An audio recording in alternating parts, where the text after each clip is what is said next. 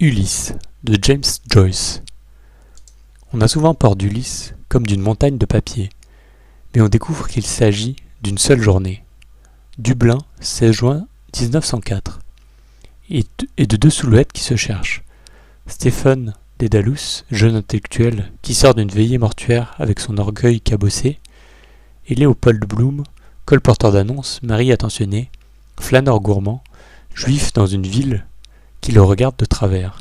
Joyce fait donc cette banalité d'une épopée du quotidien. Course au boucher, enterrement, pub, hôpital, bordel de Ningtown, retour à la maison. Chaque épisode pastiche une forme. Prose musicale dans Sirène, article de journal dans Éole, catéchisme scientifique dans Ithac, histoire de la prose anglaise qui grandit de la naissance au jargon médical dans Bœuf du Soleil. Le résultat est un feu d'artifice de style où la conscience se déplie en direct. Pensées, sensations, souvenirs, obsessions, odeurs de cuisine et de rue mouillée. On rit beaucoup, on grimace parfois. Joyce assume le corps, ses fluides sont comiques. Il s'attendrit devant la douceur obstinée de Bloom, son humanisme humble, qu'il oppose aux fanfaronades virilistes, pub, cyclope et aux tentations de la fuite.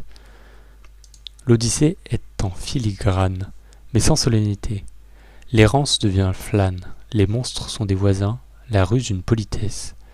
On peut buter sur l'érudition, les clins d'œil, la syntaxe qui explose. On gagne une liberté de lecture. On peut entrer par n'importe quelle porte. La plage de Nausicaa au feu d'artifice. La nocturne expressionniste de Circé. Le foyer lumineux de Pénélope, où Mouly, en 8 longues phrases, remet le désir au centre de la carte. Car Ulysse n'est pas un monument à vénérer de loin.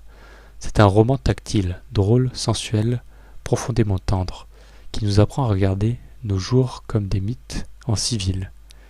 Lire Joyce, c'est accepter d'être un peu perdu pour mieux retrouver la ville, les autres et soi-même. Et quand, tout petit matin, après tant de détours, Bloom et Stephen se séparent et que Molly pense à sa vie, à son corps, à son mari, à la liberté, le roman rend un verdict sans tribunal, simple et prodigieux.